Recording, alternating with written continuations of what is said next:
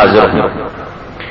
اللہ کو یہ سوال اتنا پسند آیا کہ اللہ گویا خود اس مجلس میں اتر آیا، مدینے کی مسجد میں اتر آیا، اور حضور کو جواب دینے سے پہلے کہا میرے بندو تمہارے پاس ہی بیٹھا ہوں، فإنی قریب وإذا سألک عبادی عنی فإنی قریب، کھل نہیں ہے درمیان میں، خود آ گیا جواب دینے، میرے محبوب کیوں نہ جواب دے؟ یہ سوال مجھے اتنا پسند آیا ہے کہ اس کا جواب مجھے خود دینے دے، میں آ کے جواب دیتا ہوں، میں خود آتا ہوں، میرے بندوں میں آ گیا، فإنی قریب، دیکھو میں تمہارے سامنے ہوں، بلاؤ بلاؤ، اب پکارو، کیونکہ اجیب دعوت الداعی اذا دعان، مجھے جب بھی کوئی بلاتا ہے میں فوراً لبیک کہتا ہوں، فلیستجیبوا لی، میرے سوا کسی کو نہ پکارنا، میرے سوا کسی کو نہ بلانا، پھر دیکھنا میں آتا کیسے ہوں۔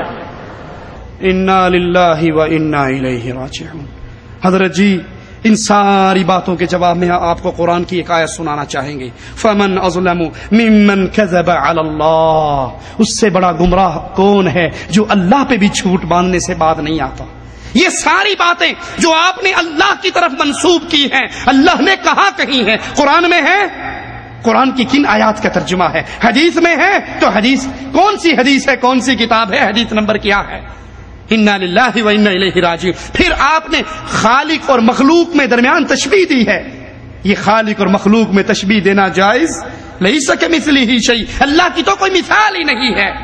اور اللہ آ گیا، اللہ اتر آیا، اللہ مدینے میں آیا، اللہ کہتا ہے میں تمہارے پاس بیٹھا ہوں۔ اللہ کو یہ کہنا کہ اللہ بیٹھا ہے یہی حرام ہے۔ امام مالک کہتے ہیں رحمان کا مستوی علی العرش ہونا معلوم ہے کہ وہ عرش پہ مستوی ہے، اس کا استوا علی العرش ہمیں معلوم ہے، اس کی کیفیت مجہول ہے، اس کے بارے میں سوال کرنا بدعت ہے، والایمان بہ واجب، اس پہ ایمان لانا واجب ہے۔ اللہ کے بارے میں یہ کہنا کہ اللہ مسجد میں آ گیا، اللہ مدینے میں آ گیا، اللہ نے کہا میں تمہارے پاس بیٹھا ہوں، میں تمہارے سامنے کھڑا ہوں، یہ اللہ کی توہین ہے، یہ اللہ کے اوپر جھوٹ ہے۔ اور اگر نہیں تو بتائیے قرآن کی کون سی آیات کا ہے جو ترجمہ آپ نے کیا ہے؟ بلکہ آپ نے اپنے جذبات کو اللہ کی طرف منسوب کیا، اور اللہ اپنے نبی کے بعد، نبی نے کہا تھا جو مجھ پہ جھوٹ باندھے وہ اپنا مقام جہنم میں بنا لے، اور اللہ نے کہا تھا فمن اظلم ممن کذب علی اللہ، جو اللہ پر جھوٹ بولے اس سے بڑا ظالم اور کون ہو سکتا ہے؟ الرحمن علی العرش استوى، رحمان اپنے عرش پر ہے۔ قرآن کہتا ہے اامنتم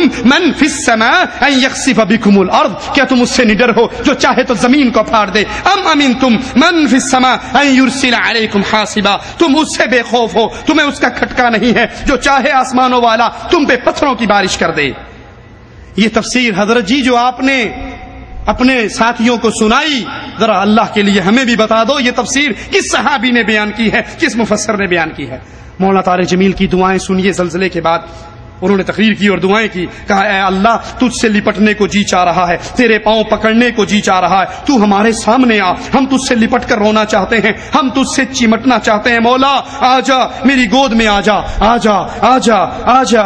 اللہ ہم تجھے کیسے سنائیں کہ تو ہماری سن لے، ہم تجھے کیسے تیرے سامنے فریاد کریں کہ تو ہماری مان لے، اے بادشاہوں کے بادشاہ اب سن لے، ہم تھکے پڑے ہیں، ہم شکست سے خوردہ ہوئے پڑے ہیں، ابھی تک اگر تو نے فیصلہ نہیں کیا تو اتنے بڑے مجمع کی اٹھے ہاتھ ردنا فرما اور ابھی اعلان کر دے کہ میں آ رہا ہوں، تو کہہ دے میں آ رہا ہوں، فرشتوں کو اتار دے، لشکروں کو اتار دے، جبریل کو بھیج دے، میکائیل کو بھیج دے، اسرافیل کو بھیج دے، آج کے فرعونوں کو پکڑ۔ یا اللہ مصر کا فرعون صرف 70,000 بچوں کا قاتل تھا، ہمارے فرعون تو آجا بڑی دیر ہو گئی ہے، تو آجا بڑی دیر ہو گئی ہے، تجھے تیری عزتوں کا واسطہ، ہم تجھے بلانے آئے ہیں، بچہ مار کھا کے ابا کو بلانے جاتا ہے، ہم بھی پٹ کے تجھے بلانے آئے ہیں، آجا آجا نا، تو آ جانا میرے مولا، تو آ جانا میرے مولا، ہماری جگ ہنسائی بڑی ہو گئی، اب تو آ نا یا اللہ، اب تو تیری خدائی پہ ہاتھ ڈال رہے ہیں، وہ کہہ رہے ہیں ہم خدا ہیں، تو آ کے انہیں دکھا دے۔ یا اللہ آجا ہماری ضد مان لے، تو ہمارے سامنے ہوتا ہم تیرے پاؤں پکڑ لیتے، ہم تجھ سے چمٹ جاتے، ہم ضد کرتے، ہم روتے دھوتے، ہم لوٹ پوٹ ہوتے ہیں تیرے آگے پیچھے، یا اللہ ہم شور مچاتے، اب بھی ہم اپنے ایمان کے تصور میں تیرے ہی قدموں میں گرے پڑے ہیں، تیرا ہی دامن تھام رہے ہیں، ہمیں اپنی جھولی میں چھپا لے ماں، اور تو دروازے نہ کھولے تو تیرے یہ بندے اب کہاں جائیں، یہ دھتکارے ہوئے اب کہاں جائیں؟ اللہ اے موت سے زیادہ پیار کرنے والے، انا للہ و انا الیہ راجعون. یہ میرے اللہ کی توہین نہیں ہے، یہ اللہ کی بے ادبی نہیں ہے، یہ اللہ کے ساتھ گستاخی نہیں ہے. مولانا آپ کی اس جرت پر ہم صرف ایک ہی جملہ کہیں گے، انا للہ و انا الیہ راجعون. موسیٰ علیہ الصلوۃ والسلام کا قصہ آپ کو اللہ کے قرآن سے آپ کے سامنے رکھتے ہیں. وَلَمَّا جَاءَ مُوسَىٰ لِمِيقَاتِنَا وَكَلَّمَهُ رَبُّهُ قَالَ رَبِّ أَرِنِي أَنظُرْ إِلَيْكَ قَالَ لَن تَرَانِي وَلَكِنْ انظُرْ إِلَى الْجَبَلِ فَإِنِ اسْتَقَرَّ مَكَانَهُ فَسَوْفَ تَرَانِي فَلَمَّا تَجَلَّىٰ رَبُّهُ لِلْجَبَلِ جَعَلَهُ دَكًّا وَخَرَّ مُوسَىٰ صَعِقًا. موسیٰ علیہ الصلوۃ والسلام اللہ کی ملاقات کے لیے گئے. کہا اللہ میں تیرے طرف تیرے چہرے کو دیکھنا چاہتا ہوں، تیری زیارت کرنا. یہ نہیں کہا جو مولوی طارق جمیل کہہ رہے ہیں تجھے اپنی گود میں بٹھانا ہے، تیرے ساتھ چمٹنا ہے، تیرے پاؤں پکڑنے ہیں، تیرے گلے لگنا ہے، تجھ سے لگ کر رونا. لا حول ولا قوت الا باللہ. صرف اتنا کہا، اے اللہ ربی ارینی انظر الی، اللہ تجھے دیکھنا چاہتا ہوں. مالک کہتا ہے لن ترانی، تو مجھے نہیں دیکھ سکتا. اس پہاڑ کو دیکھ، اگر یہ ٹہرا رہا ہم ایک تجلی اس پہ ڈالیں گے، اگر یہ ٹہرا رہا تو مجھے دیکھ لے گا. اللہ نے پہاڑ پہ تجلی ڈالی، پہاڑ ریزہ ہو گیا. موسیٰ علیہ الصلوۃ والسلام بے ہوش ہو کے گر گئے. وہ پہاڑ رب کی ایک تجلی کو برداشت نہیں کر سکا. اور یہ اللہ کے ساتھ کتنی بے ادبی ہے، کتنی گستاخی ہے، کتنی توہین والے جملے ہیں کہ اللہ تو میری گود میں آ جا، اللہ تو اور نیچے آ جا، تیرے پاؤں پکڑنے کو جی چاہتا ہے، تیرے گلے لگنے کو جی چاہتا ہے، تجھ سے چمٹ کے رونے کو جی چاہتا ہے. جب محمد الرسول اللہ کہہ رہے ہیں میں نے اپنے اللہ کو نہیں دیکھا، اور کیسے دیکھتا؟ اللہ تو نور ہے، اللہ کی تجلی ایک پہاڑ برداشت نہیں کر سکتا. اور یہ ایک ضعیف انسان دنیا کی زندگی کے اندر کہتا ہے لا حول ولا قوت الا باللہ. مولانا فرماتے ہیں فاطمہ رضی اللہ تعالی عنہا نے خادمہ سے پانی منگوایا، غسل کیا، اپنی چارپائی کو کمرے کے درمیان میں کیا، اور پھر غسل کیا، کپڑے پہنے، اور کہنے لگی علی باہر گئے ہوئے ہیں، جب علی آئیں تو انہیں بتا دینا میں نے غسل کر لیا، میں نے کپڑے پہن لیے، نہ میرے کوئی کپڑے اتارے نہ مجھے دوبارہ غسل کروائے. یہ کہا اور فاطمہ گئی، ساتھ ہی انتقال ہو گیا. لا حول ولا قوت الا باللہ. حضرت جی یہ روایت کہاں ہے؟ یہ کون سی کتاب میں ہے؟ ہمارا سوال آخری وقت تک آپ سے باقی رہے گا. اور پھر فاطمہ کو موت کی خبر کیسے ہوئی؟ اللہ اپنے نبی کو تو بتاتا ہے، نبی کو تو اختیار دیتا ہے کہ چاہے دنیا میں رہو، چاہے ہمارے پاس آ جاؤ. یہ فاطمہ رضی اللہ تعالی عنہا کو اختیار کیسے ملا؟ اور پھر قرآن کی اس آیت کا ترجمہ کیا کرو گے؟ وما تدری نفس بأي ارض تموت، کسی جان کو نہیں پتا وہ کہاں مرنے والی ہے، اس کو موت کہاں آنے والی ہے. مولانا طارق جمیل سیدوں کی تعریف بیان کرتے ہیں، ذرا سننا.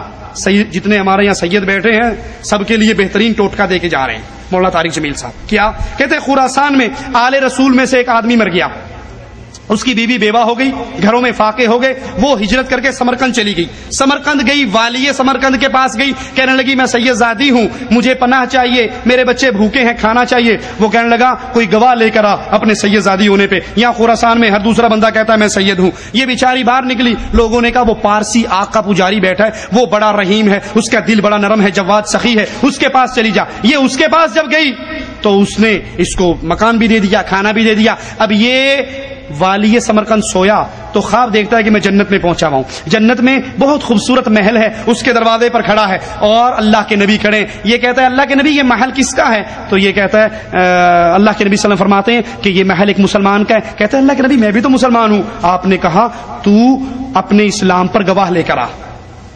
اس کو فوراً وہ بی بی یاد آ گئی. اللہ کے نبی نے یہ بھی کہا رات میری ایک بیٹی تیرے پاس آئی تھی تجھ سے پناہ مانگنے کے لیے, تو نے کہا تھا سید زادی ہونے کی گواہی دے, اور میں تجھے کہتا ہوں تو مسلمان ہونے کی گواہی دے. یہی اتنا دیکھنا تھا. یہ ہڑبڑا کر اٹھا اور اٹھ کے بیٹھ گیا. باہر نکلا, کا لوگوں سے کہا وہ کدھر گئی بی بی, وہ سید زادی کدھر گئی؟ کہا وہ اس پارسی کے پاس گئی. یہ دوڑتا ہوا صبح صبح گیا, اس کے دروازے کو بجایا اور کہا جو منہ مانا انعام لینا ہے لے لے اور اس سید زادی کو میرے حوالے کر دے. اس نے کہا والی صاحب سودا دیکھ کر نہیں بیچا جا سکتا. میں جب تو خواب دیکھ رہا تھا, سنیے ذرا سنیے اور دایاں پاؤں دبائیے جھوٹ بولتے ہوئے نا, کہا جب تو خواب دیکھ رہا تھا سیم وہی خواب میں بھی دیکھ رہا تھا. کیا بلیوٹوتھ کا پرانا زمانہ تمہارے پاس تب آیا, اندر ہی اندر لائنیں مل گئی. ایک جوال سے 2 بندوں سے بات ہو رہی ہے. کہا وہ خواب جو تو دیکھ رہا تھا سیم وہی خواب میں دیکھ رہا تھا. جب نبی نے تجھے کہا تھا نا کہ گواہ پیش کر اپنے ایمان پر, تو مجھے کہا تھا تو نے میری بیٹی کو پناہ دی نا, جا یہ محل میں نے تجھے دیا. والی صاحب میں رات تک پارسی تھا, اس سید زادی کے اپنے گھر میں آنے کے بعد میں مسلمان ہو گیا. سب سے مقدس نسل خراسان میں ایک آل رسول میں سے شخص کا انتقال ہوا. فاقے آئے, بیوی نے اپنے فاقہ چھپانے کے لیے ہجرت کی, سمرقند چلی گئی. وہاں پہنچی تو ایک والی سمرقند کے پاس گئی. مسافر ہوں, پردیسی ہوں, رات کے لیے ٹھکانہ چاہیے, بچوں کے لیے خوراک چاہیے, میں آل رسول میں سے ہوں. اس نے کہا کوئی گواہ لاؤ تو آل رسول میں ہے. کہ میں تو پردیسی ہوں, میرا تو کوئی گواہ نہیں. وہ کہنے لگا یہاں ہر دوسرا آدمی کہتا میں آل رسول ہوں. وہ پریشان ہوئی. کسی نے کہا وہ جو پارسی ہے نا آتش پرست بڑا سخی ہے, اس کے پاس چلی جا. اس کو جا کر بتایا میں آل رسول میں سے ہوں اور میں پردیسی ہوں, مجھے 1-2 رات کا ٹھکانہ چاہیے جب تک کہ میں اپنا کوئی روزگار نہ بنا لوں. اس نے اس کو گھر میں ٹھکانہ دیا. رات کو والی سمرقند نے خواب دیکھا کہ وہ جنت میں ہے اور ایک عالی شان محل ہے جس کے دروازے پر حضرت محمد صلی اللہ علیہ وسلم کھڑے ہوئے ہیں, اور یہ آ کر کہتا یا رسول اللہ یہ کس کا گھر ہے؟ تو آپ نے فرمایا ایک مسلمان کا گھر ہے. تو اس نے کہا یا رسول اللہ میں بھی مسلمان ہوں. تو آپ نے فرمایا اپنے اسلام پر گواہ پیش کرو, اپنے اسلام پر گواہ پیش کرو. تو ایسے کانپ گیا. پھر آپ نے فرمایا میری بیٹی آئی تو تو نے کہا گواہ پیش کر, تو تو بھی اپنے اسلام پر آج گواہ پیش کر. آل رسول سے تو اس سے وہ ضرورت کے وقت آئی اور تو نے گواہ مانگے. یہ خاندان ہے, یہ خاندان کائنات کا افضل ترین. اس کی آنکھ کھلی, اس کی ہائے ہائے چیخ پکار, او بھائی وہ بچے وہ عورت کہاں چلی گئی؟ کہا جی وہ پارسی سردار لے گیا. جو صبح صبح دھما دھم اس کا دروازہ جا کر کھٹکھٹایا, او بھائی منہ مانگا انعام لے لے, وہ خاندان مجھے واپس کر دے. تو اس کی آنکھوں میں آنسو آ گئے. کہا آقا سودا بن دیکھا تھا تو ہو جاتا, دیکھنے کے بعد سودا نہیں ہے. میں اس گھر اس عورت اور ان بچوں کو پناہ دیتے ہی اللہ نے میرا دل کھولا, میں مسلمان ہو گیا, میرے بچے بھی مسلمان ہو گئے. میں شام تک پارسی تھا, میں سویا ایمان کے ساتھ, اور جس وقت تم خواب دیکھ رہے تھے اسی وقت میں بھی وہ خواب دیکھ رہا تھا. جب تجھے دھتکارا جا رہا تھا تو مجھے اللہ کے رسول کہہ رہے تھے یہ محل تجھے دیتا ہوں, یہ محل تجھے دیتا ہوں. ٹھیک ہے, اب سوچئے یہ جو خواب اس نے دیکھا یہ غیب کی خبر. ایک ہی سوال, اس پارسی کو جو رات کو مسلمان ہوا یہ کیسے پتا لگا کہ یہ والی سمرقند نے خواب دیکھا ہے؟ آپ کو خواب آئے, مجھے خواب آئے, غیب کی بات ہے نا, چھپی بھی بات ہے. جب تک اللہ نہ بتائے پتا نہیں لگتا. تو اس کو کیسے پتا لگا؟ اس کے بتائے بغیر اس نے کہہ دیا جو خواب تو نے دیکھا ہے وہی خواب میں نے بھی دیکھا ہے. تو یہ خبر اس کو کیسے ہو گئی؟ یہ اندر سے تاریں کیسے مل گئی؟ جھوٹ کے کوئی پاؤں نہیں ہوتے, جھوٹ کے قدم نہیں ہوتے. تو اللہ کے لیے ڈر جائیے. اے تبلیغ کرنے والو, اے لوگوں کو دعوت دینے والو, لوگوں کو شربت پلاؤ, زہر نہ پلاؤ. تبلیغ کے نام پہ کفر اور شرک نہ پھیلاؤ, خرافات نہ پھیلاؤ, بدعات نہ پھیلاؤ, من گھڑت قصے نہ پھیلاؤ. رسول اللہ پہ جھوٹ نہ بولو, اللہ پہ جھوٹ نہ بولو. اور اگر اس منبر پہ کھڑے ہو کر قال اللہ و قال رسول کی آواز لگائی جائے تو پھر تمہارا مقام, تم انبیاء کے وارثوں میں ہو, تم رسول اللہ کے وارثوں میں ہو. کیونکہ رسول اللہ صلی اللہ علیہ وسلم نے فرمایا تھا میں علم دے کر جا رہا ہوں, مال نہیں نبی چھوڑتے, نبی تو علم کا ورثہ چھوڑتے ہیں. یہ علماء نبی کے وارث ہیں. اور اگر اس منبر پہ کھڑے ہو کے مجمع بڑھانے کے لیے، بلے بلے کروانے کے لیے، واہ واہ اور شہباز کروانے کے لیے، لوگوں کو قابو کرنے کے لیے من گھڑت جھوٹے قصے سناؤ گے، اللہ اور رسول پہ جھوٹ بولو گے، الزام لگاؤ گے، تو یاد کرنا اس منبر پہ کھڑے ہو کر جھوٹ بولنے والے کی سزا قیامت کے دن اس کو جہنم کی آگ کی لگام پہنائی جائے گی۔ اللہ سے دعا ہے اللہ ہماری خطاؤں کو معاف فرمائے، اللہ ہماری سیاہکاریوں کو معاف فرمائے، زندہ رکھے، ایمان پہ رکھے، توحید پہ رکھے، توحید کی دعوت دینے والا رکھے، اور جب موت دے تو بھی اسی حال میں دے کہ اللہ ہم سے راضی ہو، ہم اپنے اللہ سے راضی ہوں۔ اقول قولی ھذا واستغفر اللہ لی ولکم ولسائر المسلمین